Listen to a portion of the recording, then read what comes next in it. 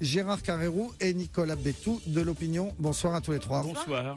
Jean-Marie Le Pen, d'abord un mot. Est-ce que vous croyez en général aux sondages? Est-ce que vous croyez en particulier à ceux qui annoncent donc une victoire du Front National dans 3 régions? Une hirondelle ne fait pas le printemps, mais elle peut l'annoncer. Les sondages se sont souvent trompés, en général plutôt au détriment du Front National. Par conséquent, j'ai toute raison de penser que les sondages sont probablement assez proches de ce qui va se produire, mais comme ça se joue sur des dixièmes de pourcentage, ça peut changer du simple au double. Et alors ces 3 victoires possibles ne vous feraient pas également plaisir, j'imagine? Bien sûr que si, mais moi je considère que ce sont les victoires du Front National. Je crois d'ailleurs que dans cette consultation, la personnalité des dirigeants politiques, y compris des têtes de liste, a moins d'importance que le courant général qui porte les électeurs. Caroline Roux. Oui, une toute première question, on va passer 1 heure ensemble, Jean-Marie Le Pen.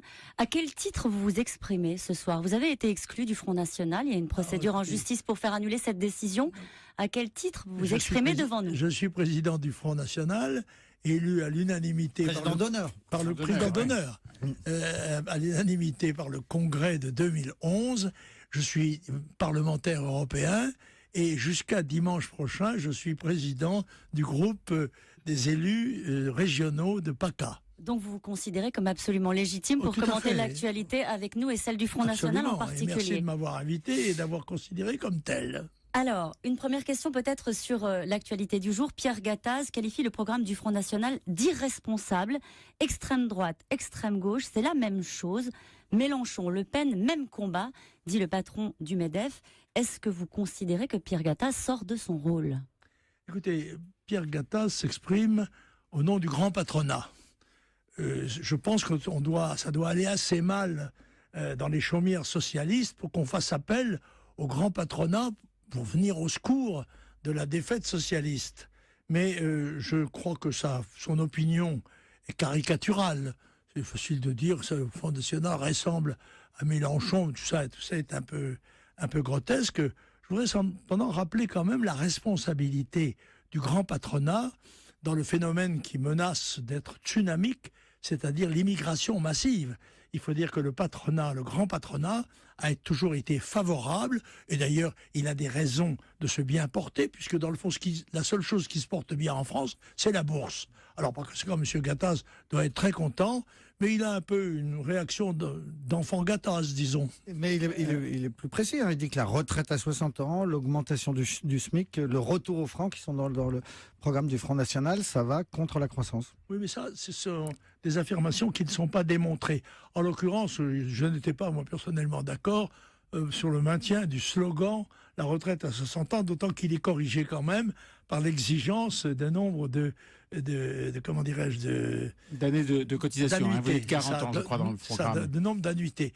Mais je trouvais que c'était une erreur de s'accrocher à cette notion, puisque tout le monde était bien conscient que la France ayant malheureusement vieilli, en moyenne, il fallait que l'âge de la retraite s'adapte en quelque sorte à la situation. Bon, ça n'a pas été fait, je le regrette, et c'était un des points de désaccord que j'avais, parce qu'il y avait quand même des points de désaccord à l'intérieur du Front National.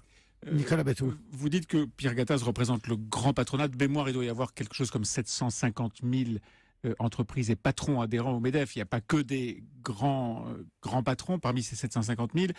Mais surtout, la sortie de Pierre Gattaz dans la Voix du Nord à l'occasion des élections régionales vient après celle d'un certain nombre de patrons du Nord. Et le Nord est peuplé de patrons qui sont qui dirigent des entreprises moyennes, petites, et qui disent eux aussi, attention, le Front National a un programme économique qui est très dangereux. Par exemple, la fermeture des frontières dans une région qui est frontalière de l'épicentre de l'Europe leur paraît extrêmement dangereux. Est-ce que ceux-là qui ne sont pas des grands patrons sortent de leur rôle lorsqu'ils disent ça? Écoutez, je crois que non pas la fermeture des frontières, mais le contrôle des frontières que nous demandions depuis plusieurs décennies correspond aux vœux aujourd'hui du peuple français, qui se sent menacé justement par cette vacuité des frontières. Ils parlent des marchandises, les patrons, quand ils disent ça. Oui, bien sûr, évidemment. Mais écoutez, je n'ai pas de crainte. Je pense que la déclaration de M. Gattaz nous fera sans doute perdre 10 000 voix et gagner 100 000. Et donc ces gens-là, dans la campagne, encore une fois, sortent de leur rôle?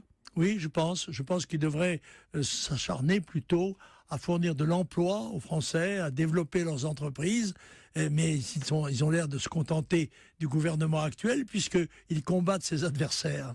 Jean-Marie Le Pen, vous et moi, nous avons la chance ou la malchance, puisque nous sommes plus âgés que nos camarades, d'avoir connu justement les années 70, le programme commun de la gauche et le programme économique de François Mitterrand.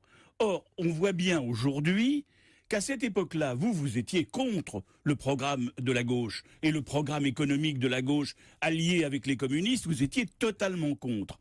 Or, aujourd'hui, si on peut risquer des comparaisons, même si elles sont approximatives, si on dit Mélenchon, Marine Le Pen, même combat, c'est justement quand même parce que les inflexions économiques sont très très grandes. Vous étiez plutôt une sorte de libéral. Vous étiez pour poujadiste libéral, les petites entreprises, etc. Mais l'économie libérale. Les commerçants. Non, l'économie de marché, des commerçants, etc. Aujourd'hui, le Front National de M. Philippot et de quelques autres est pas du tout dans cette orientation. On a parlé de la retraite à 60 ans, on pourrait parler des 35 heures, on pourrait parler de beaucoup d'autres choses. C'est plus du tout votre programme économique. Et c'est d'ailleurs pour ça qu'il est attaqué. Et c'est peut-être une des raisons pour lesquelles j'ai été écarté aussi. C'est que moi, je suis resté fidèle au programme que je défendais, et qui s'était exprimé d'ailleurs dans un livre qui s'appelait Droite et démocratie économique, qui était en quelque sorte un chant de gloire en l'honneur de l'entreprise. Et du capitalisme. Et du capitalisme conçu comme, en effet, exprimant la liberté de l'entreprise. Je n'ai pas changé d'idée, je crois que si des gens ont changé sur le plan économique, ce sont les socialistes qui sont rapprochés sous la pression des événements, des programmes plus libéraux.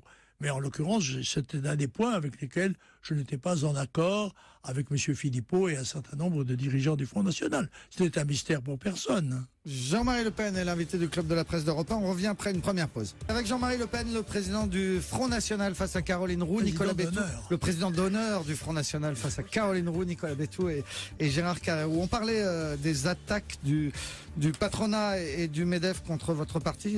Mêmes attaques ce matin sur l'antenne d'Europe 1 sur le terrain de l'économie par le Premier ministre Manuel Valls. Écoutez. Le Front National n'aime pas la France, peut-être qu'on y reviendra, Jean-Marie Le Pen, mais d'abord ce que dit Manuel Valls sur les petites retraites. Votre programme ruinera les titulaires d'une petite retraite, dit le Premier ministre, parce que l'abandon de l'euro et le retour au franc... Je vais même rappeler au Premier ministre que moi j'étais sous les drapeaux de la République et au combat quand M. Valls était encore espagnol. Donc, par conséquent, je ne reçois pas de leçons de patriotisme de M. Valls. C'est une chose. Ensuite, vous considérez comme plus français que le Premier ministre M. Valls n'a pas changé d'idée. Alors que la France est menacée par le terrorisme, il considère toujours, lui, que le grand danger, c'est le Front National. Parce que ça menace leur position électorale, et que dans le fond, c'est l'essentiel pour les partis politiques de gouvernement et singulièrement pour le Parti socialiste. Je pense que le Premier ministre français devrait avoir d'autres sujets de préoccupation que d'entrer dans le débat électoral et laisser les électeurs français libres de leur choix. Mais maintenant, sur la question des retraites, et des petites retraites en particulier, comment est-ce que vous pouvez assurer à un retraité qu'il ne va pas perdre de l'argent si un jour le Front National vient au pouvoir et supprime l'euro, revient au franc? Si je vous dis tout ce que je pense sur ce sujet, je pense que je vais en attrister beaucoup.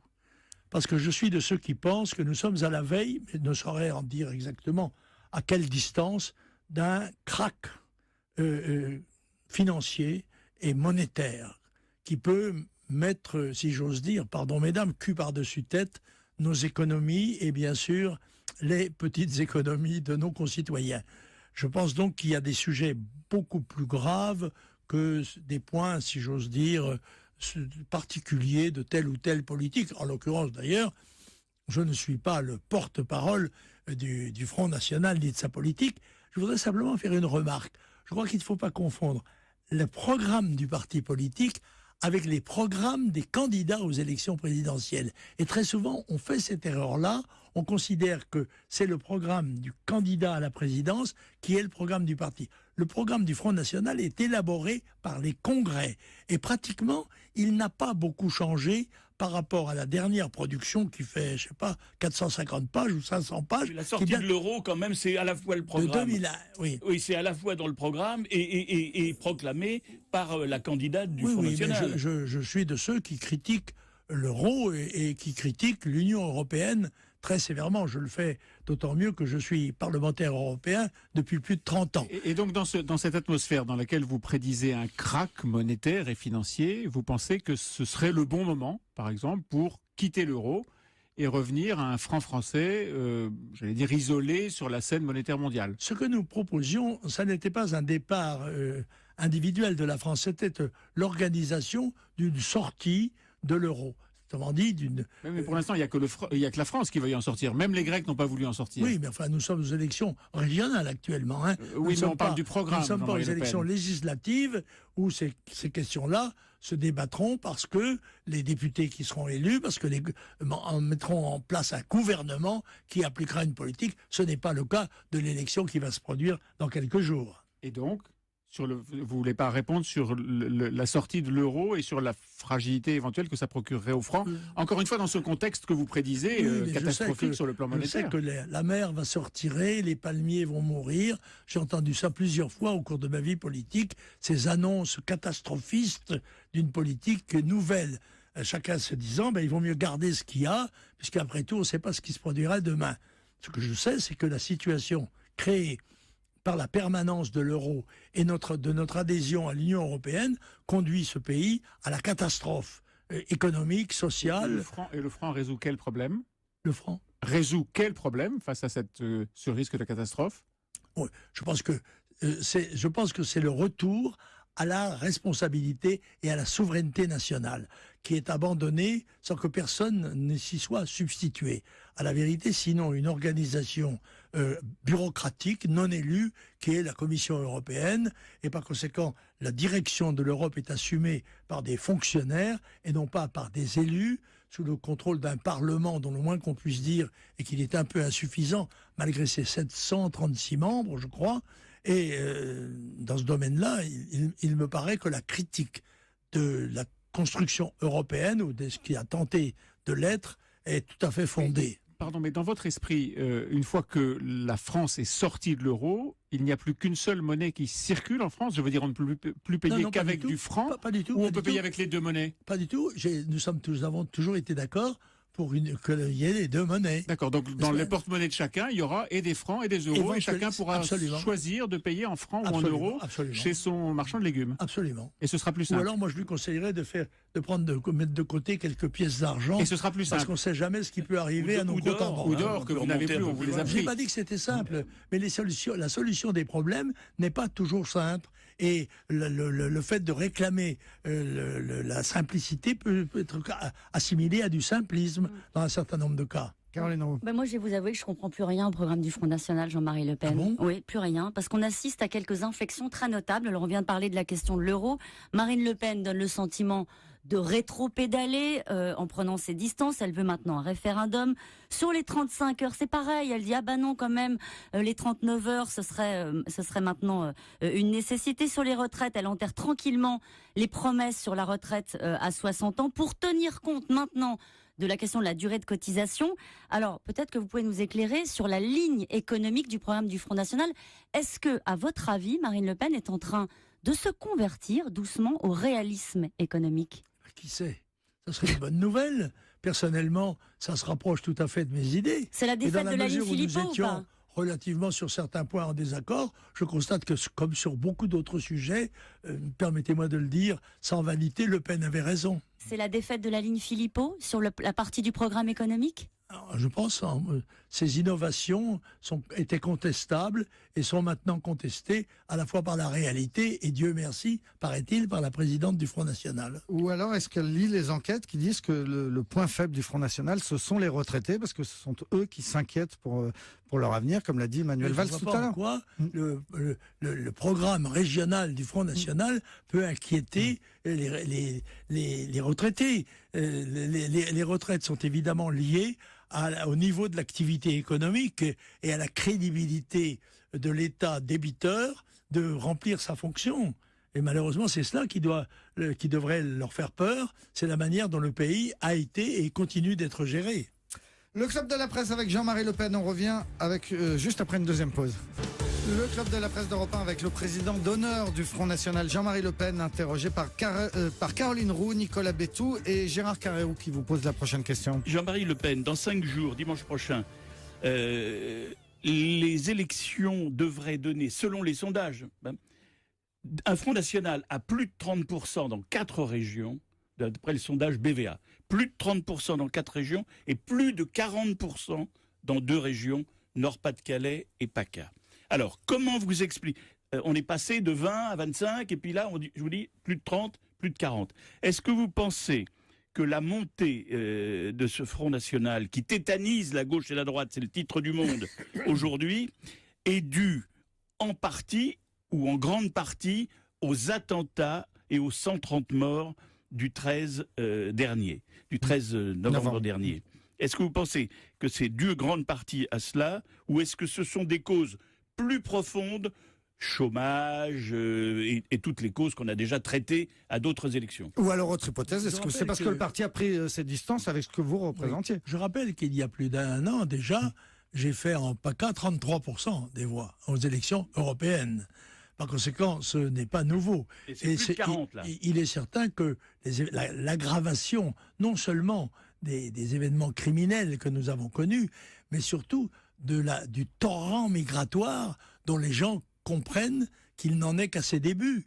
Et que notre pays sous-peuplé, il faut le dire, l'Europe est sous-peuplée et est actuellement visée par l'invasion d'un tiers-monde qui pullule. Je dis Europe, 700 millions d'habitants, âge moyen 45 ans, taux de reproduction 1,4 enfants par femme. En face, 6 milliards, âge moyen 20 ans, taux de reproduction 3 à 4 ou 4 à 5 enfants par femme. Voilà, c'est les éléments du problème de notre avenir bientôt, récent. C'est ça qui explique principalement la montée du Front National et la perspective qu'il puisse éventuellement diriger des régions. Je crois que ce qui touche les électeurs français, c'est l'impuissance du pouvoir. C'est qu'il semble que, malgré les gesticulations, et en particulier, ce que je trouve assez choquant, moi, la convocation d'une grande réunion internationale en coïncidence avec la campagne électorale, c'est M.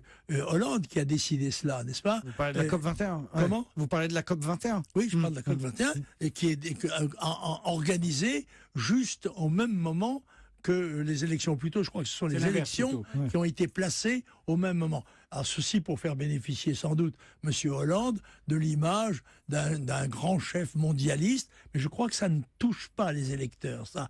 Ils sont indifférents à la personnalité des gens qui dirigent. Et pourtant, il monte dans les sondages, parce qu'on parle sondage, il prend plus de 20 points, 20 dans un sondage, 22 dans un autre. Absolument. C'est pas rien. On verra ça dans 8 jours.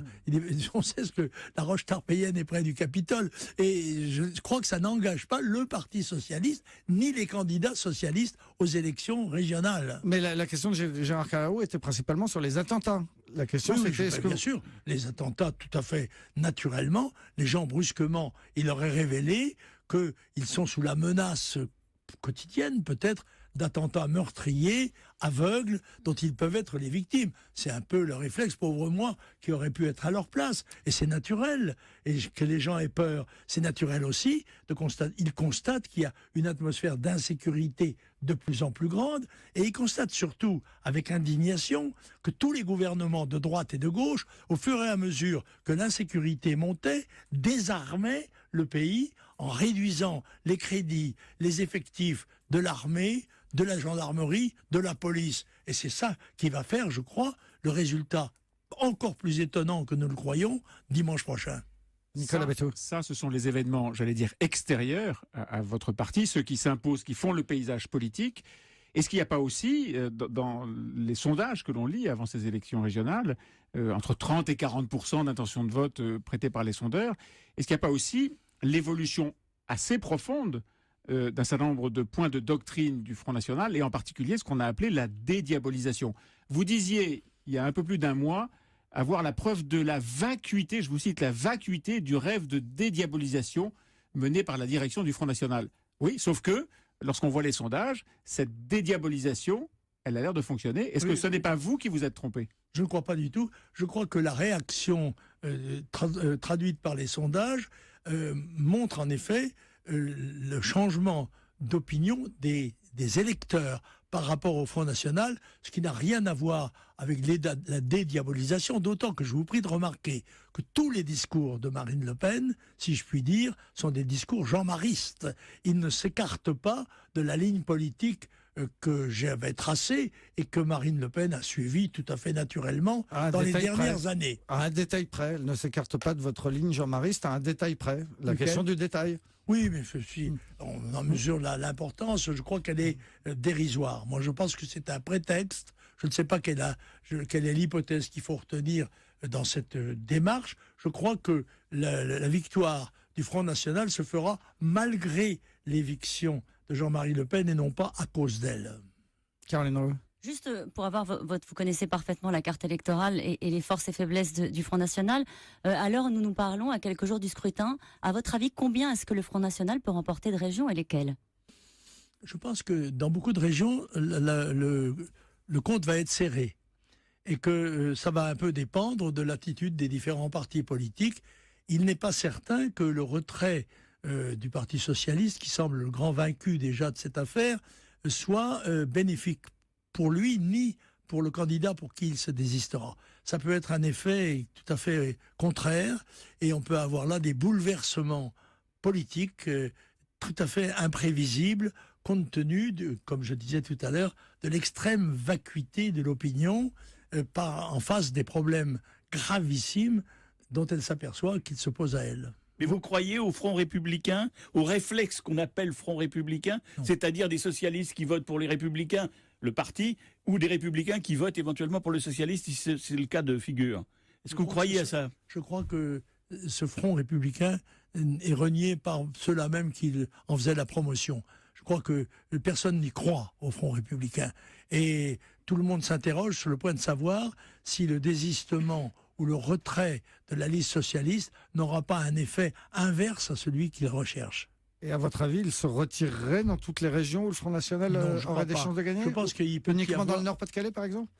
Je ne sais pas. Je pense que dans le Nord-Pas-de-Calais, le départ du socialisme, ils sont là depuis 100 ans. N'est-ce pas? Que le retrait des socialistes, ça serait un tremblement de terre politique. Et par conséquent, je crois qu'ils n'en prendront pas le risque. Et s'ils le prennent, après tout, il y aura une réponse de l'électorat avec instance d'appel aux présidentielles et aux législatives dans un an. Juste quelque chose qui peut peut-être paraître anecdotique, mais on a été habitué aux affaires de famille au Front National, donc je me permets cette question. Oui. En 13e position sur la liste de Marine Le Pen dans le Nord-Pas-de-Calais-Picardie, on trouve le père de Florian Philippot, Daniel. Donc la famille Philippot se porte mieux que la famille Le Pen au Front National. Écoutez, pour l'instant, il y a deux grandes vedettes Le Pen. Pour l'instant, c'est Marine et Marion. Mais c'est vrai qu'on a fait une petite place à M. Philippot et aux amis de M. Philippot sur un certain nombre de listes. Cela fait partie des dérives de la société politique. Après tout, c'est peut-être un homme excellent et un très bon candidat. Vous parlez du père, là. Je n'ai pas d'hostilité vis-à-vis du père. Pour M. Philippot père. Hein. Et pour M. Philippot fils? Comment? Et pour M. Fils? Oh, je ne suis pas un partisan acharné. Oui, comment... Je critique, voilà. Philippot est un homme qui est venu au Front National en venant de la gauche socialiste, n'est-ce pas, qui était chevènementiste, le CRS, c'est la gauche. Bon, ensuite, il est gaulâtre, c'est-à-dire que c'est le seul gaulliste qui organise des pèlerinages à Colombey les deux églises, ce qui, pour un certain nombre d'électeurs, en particulier qui en liaison avec les événements d'Algérie, est plutôt négatif. Et puis il est venu en disant « je n'ai jamais voté Le Pen ». Ça ne me paraissait pas une référence pour l'avenir, mais c'est ainsi. Il a travaillé, il a pris sa place, il ne manque pas d'ailleurs de talent, d'exposition, je trouve un peu froid et plus creux qu'on ne pourrait le croire. Mais c'est un haut fonctionnaire du ministère de l'Intérieur. Après tout, il est peut-être en fonction. Est-ce qu'il a fait du bien ou est-ce qu'il vous paraît nuisible au Front National? S'il a été un des moteurs de la scission, de la séparation entre Marine Le Pen et son père, je pense qu'il n'a pas fait une opération utile au Front ni à la France. Gérard Je Carreau. voudrais poursuivre sur les attentats. À la suite des attentats, le président de la République et le Premier ministre ont décidé plusieurs choses, dont l'état d'urgence. Cet état d'urgence, annoncé pour 12 jours, légitimé à l'Assemblée pour 3 mois. Ce matin, sur Europe 1, le Premier ministre Manuel Valls a dit qu'il pourrait être prolongé. Alors, est-ce que vous étiez pour l'état d'urgence pour 3 mois? Et deuxièmement, est-ce que vous seriez éventuellement pour une prolongation? Je vous pose la question parce que vous avez connu l'époque Guy Mollet, vous avez connu les pouvoirs spéciaux, vous avez connu plein de choses et on a un peu l'impression que par moment on se rapproche un peu des socialistes de cette époque. J'ai même connu la bataille d'Alger. Absolument. Contre l'organisation terroriste FLN. Qui était, et la torture qui allait avec. La soi-disant torture qui allait avec. Je voudrais là pour faire une précision. Entre le terroriste qui a été interrogé durement, paraît-il, par les policiers ou les parachutistes, et la petite fille qui a eu les jambes arrachées par la bombe, elle connaîtra la torture toute sa vie. Elle ne sera ni maman, ni maîtresse, ni rien. Toute sa vie, tous les jours, elle regardera ses moignons. Ça, c'est la vraie torture. Et donc l'autre torture dont on parle, celle des parachutistes, vous paraît légitime? Non mais l'état d'urgence, répondez-moi sur l'état d'urgence. Je veux dire, j'ai eu des procès dans ce domaine, je les ai gagnés. Bon, non mais ma question portait sur l'état d'urgence. Prolongation. J'ai répondu à votre question, Monsieur Carrérou, j'ai dit que je me serais abstenu en ce qui me concerne. Je n'aurais pas voté en faveur de l'état d'urgence. Parce que je crois que ces dispositions sont purement fictives et ne sont pas réalistes à la vérité. Quand on dit que nous contrôlons nos frontières, on ne contrôle pas ces frontières en appuyant sur un bouton. Quand on a détruit absolument toutes les structures de contrôle des frontières, en rappelant que nous ne sommes pas pour la fermeture des frontières, mais pour le contrôle des frontières, pour le retour de la souveraineté nationale et de la responsabilité politique du peuple français et de ses gouvernants face à une situation qui menace notre sécurité, notre liberté et peut-être même notre existence. Alors attendez Nicolas Bétou, on va poursuivre sur l'état d'urgence et sur la France d'après les attentats avec notre invité Jean-Marie Le Pen, juste après une dernière pause. Face à Caroline Roux, Gérard Carrérou et Nicolas Bétou dans le club de la presse d'Europe 1. Jean-Marie Le Pen, vous nous disiez juste avant la pause que si vous aviez été parlementaire, vous n'auriez pas voté l'instauration de l'état d'urgence, vous vous seriez abstenu. Est-ce que ça veut dire que vous pensez que ce n'est pas justifié de faire des perquisitions administratives, de saisir des armes, d'assigner à résidence un certain nombre de suspects, comme ça se fait depuis l'instauration de l'état d'urgence? Je pense que ce dispositif était déjà à la portée du gouvernement actuel. Il n'avait qu'à appliquer des lois. Ce n'est pas les lois qui manquent dans notre pays. C'est la volonté de les appliquer, la pérennité dans l'action. Et c'est ça qui a manqué, je pense, à nos gouvernements, de droite comme de gauche. Et par conséquent, je ne voyais pas de raison de donner des pouvoirs supplémentaires à un gouvernement qui dispose déjà de l'enquête préliminaire, qui est un mode totalitaire dont j'ai été victime récemment, d'une perquisition sur dénonciation des sycophantes de Mediapart, et on a cassé mon coffre-fort en notant au passage qu'il a fallu 6 heures aux spécialistes pour casser un coffre-fort qui datait de Napoléon III. Ça ne témoigne pas de l'efficacité des services. Ils auraient dû inviter quelqu'un de la santé, d'un de leurs clients à venir, il aurait ouvert ça rapidement. Et alors, puisque vous en parlez, il y avait de l'or, il y avait des lingots d'or dans votre coffre-fort? Vous vous rendez compte? Il y avait même des lingots d'or. Parce que, alors, le milliardaire Le Pen aurait comme ça 4 lingots d'or chez lui. C'est extraordinaire. Je vous signale que la possession d'or, de liquidités ou de pièces n'est pas interdite par la loi. On va juste rappeler que vous êtes quand même visé par une plainte du fisc pour fraude fiscale aggravée. C'est de cela qu'il s'agissait. Oui, ça, je me suis, mais nous sommes dans un pays où, en principe,